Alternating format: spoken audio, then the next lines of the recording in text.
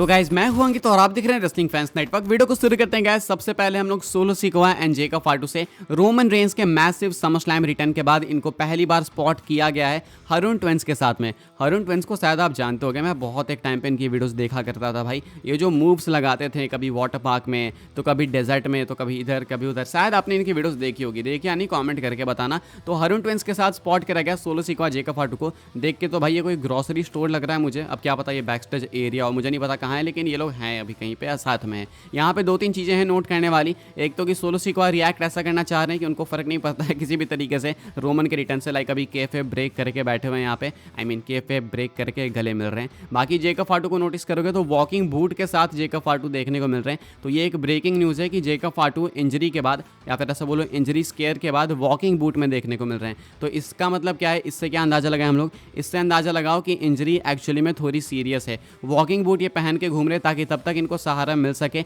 इनके पैर पे प्रेशर ना पड़े। अब ये प्रॉपर चेकअप कराएंगे, उसके बाद कोई इन्फॉर्मेशन मिलेगी तो मैं आपको बताऊंगा। लेकिन अभी तब तक के लिए ये सेफ रहे, सहारा इनको मिला रहे, तब तक के लिए जेकब फाटू वॉकिंग बूट में घूम रहे हैं। एंड शायद ये एक इशारा हो सकता है कि इनकी इंजरी एक्चुअली में स्केरी हो या फिर थोड़ी सीरियस हो, जिससे कि शायद इनको टाइम ऑफ लेना पड़े। अभी सोलो सिकोआ जेकब फाटू दोनों को पहली बार स्पॉट करा गया है समर स्लैम के बाद, रोमन रेंस के रिटर्न के बाद। आगे बढ़ते हैं गाइस, बात करते हैं अगली स्टोरी के बारे में जो कि लोगन पॉल को लेके। लोगन पॉल एले नाइट का एक अमेजिंग मैच हमें देखने को मिला समर स्लैम में, जहां पे एले नाइट फाइनली बनते हैं new United states champion. And I think deserve करते थे इस चीज़ को एले नाइट। काफ़ी टाइम बाद अभी डब्ल्यूडब्ल्यूई के अंदर उनको कोई चैंपियनशिप मिली है। मुझे लगा एनएक्सटी के बाद पहली बार मेन रोस्टर में किसी टाइटल को वो जीत रहे हैं। काफ़ी टाइम हो गया मेन रोस्टर पे आए हुए एले नाइट को, तो इतना मुझे याद नहीं, मैं गलत नहीं बोलना चाहूँगा। लेकिन यूएस टाइटल के पीछे काफ़ी टाइम से भाग रहे थे।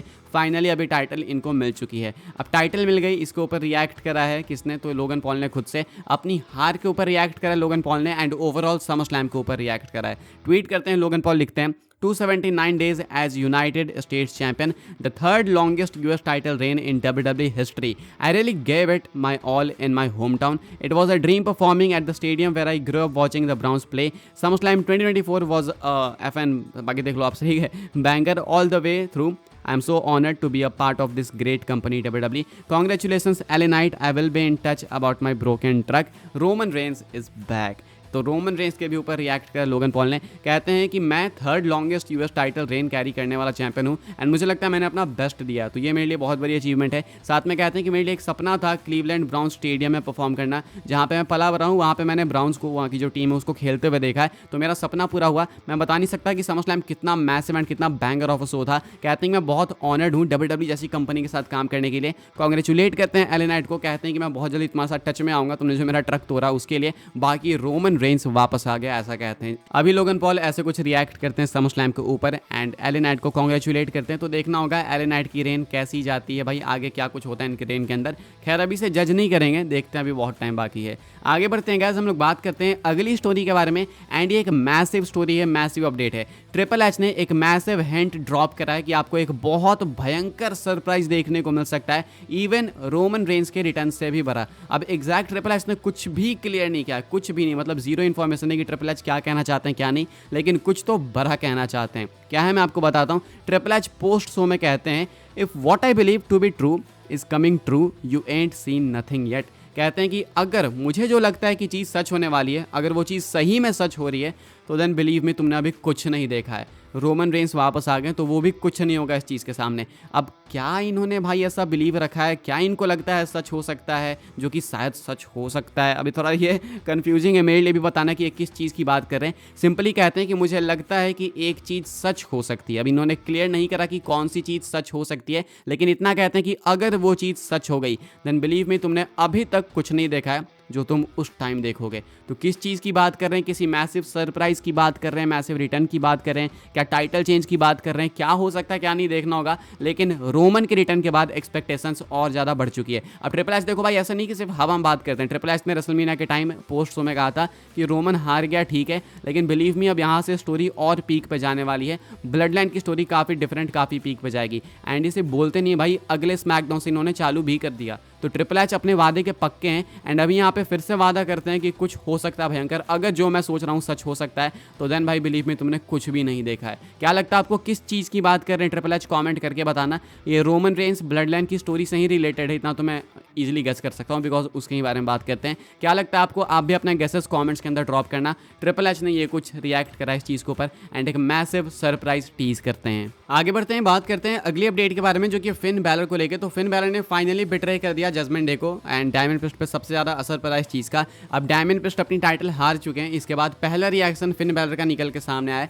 ट्वीट करते हैं बैलर, लिखते हैं I woke up in a good mood. कहते हैं कि मैं एक बहुत अच्छे मूड के साथ उठाऊं। ऑब्वियसली भाई जो करना चाहते थे, जिसको प्लॉट कर रहे थे इतने महीनों से, जो मास्टर माइंड बन के घूम रहे थे, फाइनली जो करना चाहते थे वो कर चुके हैं। तो अच्छी बात है भाई इनके लिए तो, लेकिन डायमंड प्रिस्ट के लिए मुझे ऑनेस्टली बुरा लगा। अब ठीक है, गुंथर नए चैंपियन बन गए, बहुत अच्छी बात है, एक लंबी रेंज आएगी उनकी, उतना तो मुझे मालूम है। लेकिन अब डायमंड प्रिस्ट के साथ क्या होगा वो देखना होगा। बेचारे की जजमेंट टूट गई। सो के स्टार्टिंग में रिया रिप्ली के साथ क्या हुआ धोखा, हमने वो भी देखा। डोमिनिक तोड़ के चले गए उनका दिल। अभी डायमंड प्रिस्ट को धोखा दे दिया फिन बैलर ने एंड अभी रिएक्ट करते हैं, कहते हैं कि नो रिग्रेट, मुझे तो मजा आया, मैं एक अच्छे मूड के साथ उठाऊं। क्या सोचता आप इसके बारे में? ये स्टोरी कहाँ जा सकती है कमेंट करके बताना। सबसे अच्छी बात करेंटली WWE के अंदर ये है ना भाई कि एक भी स्टोरी लाइन इररिलेवेंट नहीं लग रही है। सबके साथ कुछ ना कुछ इंपॉर्टेंट चल ही रहा है एंड ये बेस्ट थिंग है करेंटली। मतलब हर चीज़ में आपको इंटरेस्ट मिलेगा अगर आप थोड़ा सा भी इन्वेस्ट करना चाहोगे तो। आगे बढ़ते हैं, अगली स्टोरी कवर करते हैं जो कि जजमेंट डे से ही रिलेटेड है।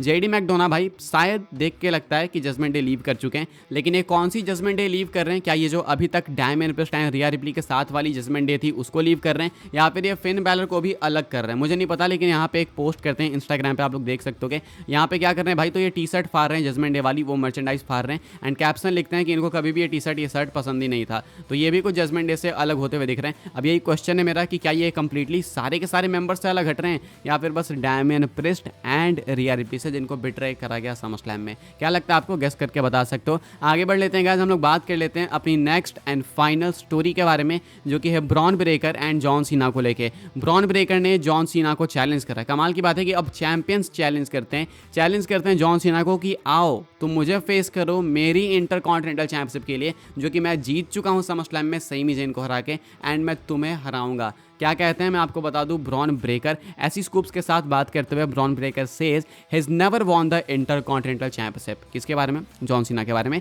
ही is never won the Intercontinental Championship, so I dare him to come take it from me, come take the title from me, grow some balls and come take the title from me, let's do this. कहते हैं कि सीना ने कभी भी intercontinental title नहीं जीती अपने करियर के अंदर, तो मैं उसे एक डेयर देता हूँ कि आओ ये टाइटल मुझसे लेके दिखाओ। अगर हिम्मत है तो ये आओ मेरे से टाइटल ले लो, अगर जिगरा है तो आओ मेरे से टाइटल ले लो, लेट्स डू दिस। ऐसा कहना है ब्रॉन ब्रेकर का। तो ये अपनी साइड से ओपन है एंड मैंने कहीं सुना था कि ब्रेकर वर्सेस जॉन सीना शायद ये मैच हो सकता है 2025 में। इससे पहले भी ब्रॉन ब्रेकर कह चुके हैं कि मैं सीना को फेस करना चाहता हूँ, तो देखते हैं, हो सकता है, पॉसिबल तो है। बाकी आईसी टाइटल सीना जीते नहीं है, क्या पता भाई अपने आखिरी रन के अंदर, रिटायरमेंट रन के अंदर इसको भी कैप्चर कर लें। अभी के हिसाब से यही कुछ है अपडेट भाई इस वीडियो के लिए। आई होप आपको इन्फॉर्मेशन मिली तो वीडियो को लाइक करें, शेयर करें, सब्सक्राइब करें, चैनल को फॉलो कर लेना भाई। मुझे इंस्टाग्राम एंड ट्विटर पर लिंक आपको मिल जाएगी डिस्क्रिप्शन में। ज्वाइन कर लेना व्हाट्सएप चैनल को, उसके भी लिंक है डिस्क्रिप्शन में। मिलूंगा मैं आपसे अगली वीडियो में, तब तक के लिए गुड बाय।